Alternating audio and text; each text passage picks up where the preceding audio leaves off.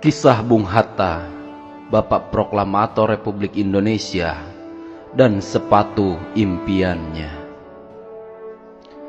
Bung Hatta salah satu tokoh proklamator kita dan sosok yang selalu hidup dalam kesederhanaan dan jauh dari pengaruh ingin memanfaatkan ketokohan serta kekuasaan yang dimiliki buat kepentingan pribadi maupun keluarga.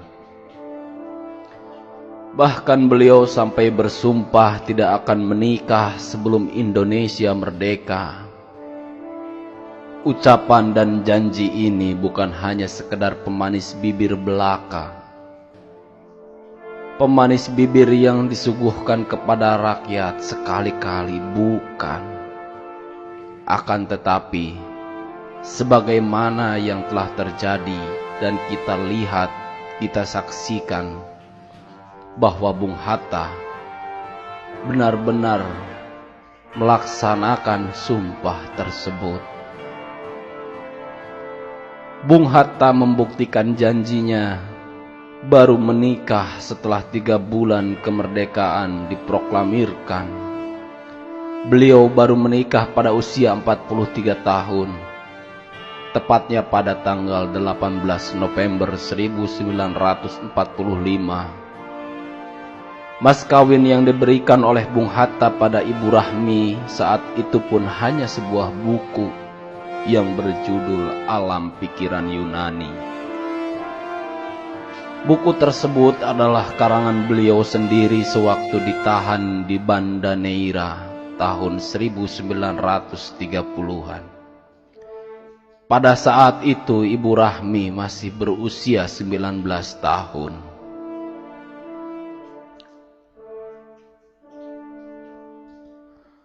Dr. Andes Haji Muhammad Hatta dilahirkan di Bukit Tinggi, Sumatera Barat pada 12 Agustus 1902.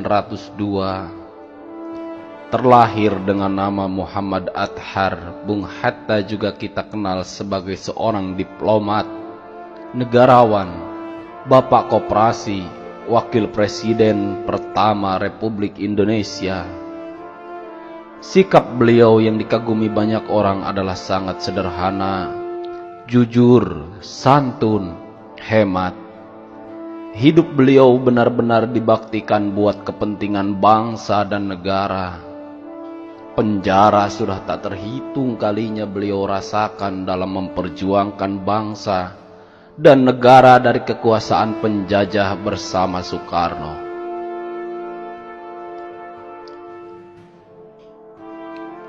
Sekitar tahun 1950, sewaktu pulang ke rumah Muhammad Hatta yang waktu itu masih menjabat sebagai Wakil Presiden Republik Indonesia, ditanya oleh sang istri Rahmi Hatta mengenai kebijaksanaan pemotongan mata uang yang waktu itu disebut dengan uang Republik Indonesia atau ORI. Dari 100 menjadi 1. Hal itu ditanyakan oleh Rahmi karena dengan kebijaksanaan itu dia tidak bisa membeli mesin jahit yang sudah lama diidamkan. Dan dia telah menabung sekian lama untuk mewujudkan mimpinya itu. Bung Hatta sebagai seorang suami tentu mengerti perasaan istrinya dan berkata pada sang istri, "Sungguh pun saya bisa percaya kepadamu, tetapi rahasia ini tidak patut dibocorkan kepada siapapun. Biarlah kita rugi sedikit demi kepentingan seluruh negara." Dan Bung Hatta mengajak Ibu Rahmi untuk menabung kembali. Sepatu Belly adalah merek sepatu yang pernah diimpikan dan diidamkan oleh Bung Hatta semasa hidupnya. Sepatu Belly sangat terkenal pada masa tahun 1950-an. Beliau karena belum mampu untuk membeli sepatu itu, menggunting potongan iklan sepatu Belly itu dan menyimpannya di buku harian beliau. Sangat mengharukan dari kisah ini, Keinginan beliau ini hanya menjadi impian saja sampai akhir hayatnya. Dan keinginan beliau tersebut baru diketahui setelah ditemukan sebuah guntingan secari kertas berisi gambar potongan sepatu beli dalam buku hariannya oleh putri beliau setelah beliau wafat. Uang yang ditabung beliau tidak pernah cukup untuk membeli sepatu yang diimpikannya itu.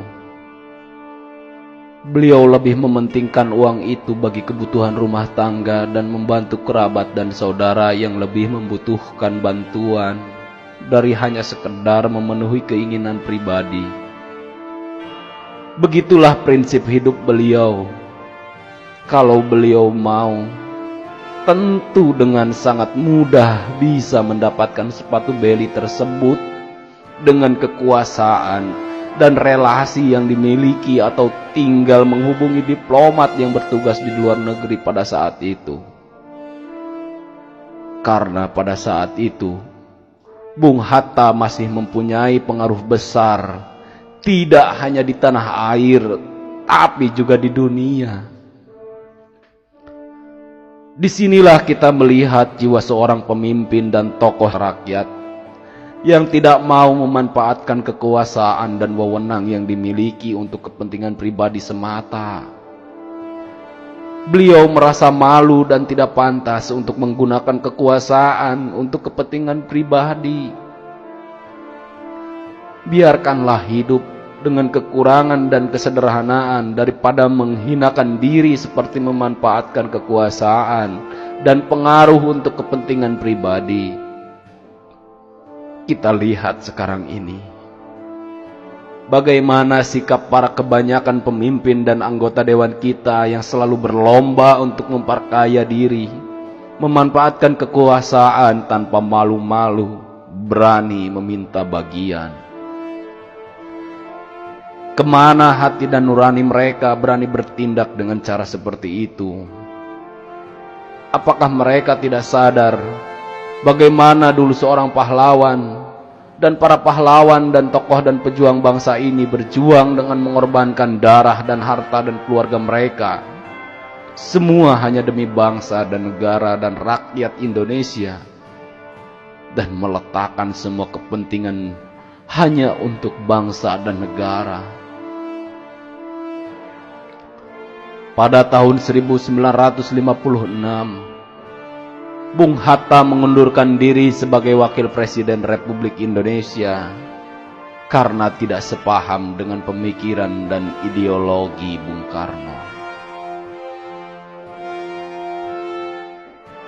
Setelah pensiun, keuangan Bung Hatta menjadi sangat sulit karena uang pensiunnya sangat kecil.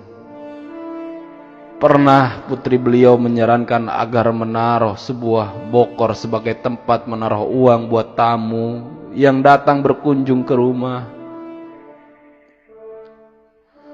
Bung Hatta tidak setuju dan marah dengan usul putrinya. Beliau juga pernah mengembalikan kelebihan uang pengobatan beliau ke negara untuk mengatasi keuangannya pada saat yang sulit. Beliau lebih suka mengirimkan tulisan ke penerbit pada waktu itu. Walaupun beliau terkadang tidak sepaham dan tidak sejalan dengan pemikiran Bung Karno, namun beliau tetap menjalin persahabatan yang harmonis dengan Bung Karno. Pada saat kejatuhan Bung Karno dan beliau mengalami sakit, saat tidak ada satupun kalangan pejabat negara yang melihat Bung Karno sakit terbaring, Bung Hatta yang datang dan menghibur Bung Karno di saat itu.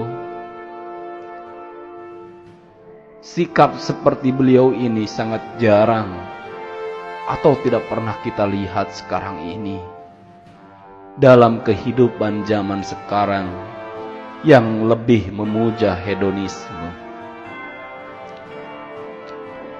Bung Hatta, bapak bangsa, proklamator, dan sosok yang hidup sangat sederhana telah meninggalkan kita semua. Beliau wafat pada tanggal 14 Maret 1980 di Jakarta saat berusia 77 tahun, sesuai dengan permintaan beliau yang ingin dimakamkan di tempat pemakaman umum bersama rakyat. Kepergian beliau ke tempat peristirahatan terakhir diantar oleh ribuan rakyat dan diiringi oleh doa serta derai air mata dan ditangisi oleh segenap rakyat Indonesia. Beliau telah lama pergi meninggalkan kita semua, tapi tauladan dan sikap hidup dan perjuangan yang telah beliau buktikan dan dedikasikan selama hidupnya akan menjadi sejarah abadi bagi negara dan bangsa.